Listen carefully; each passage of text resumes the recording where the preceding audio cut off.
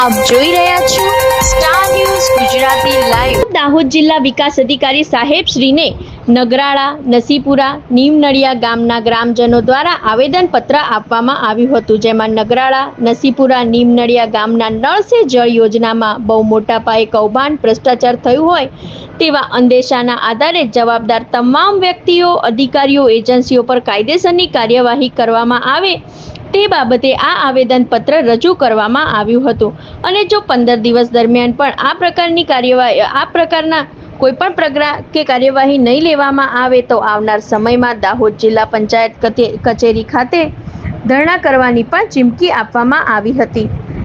Reporter Shailesh Kumar Rathod, star news Gujarati live, Dahod.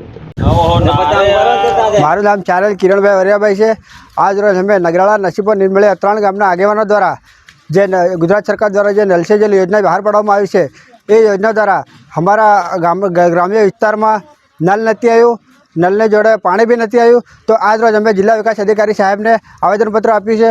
જો આવનારા સમયમાં પાણી ના આવ્યું અને ઘરે ઘરે પાણી ના પહોંચ્યું તો અમે જિલ્લા વિકાસ અધિકારી સાહેબની ઓફિસની આગળ ગાંધી સિંધિયા માર્ગે ધરણા પ્રદર્શન કરીશું।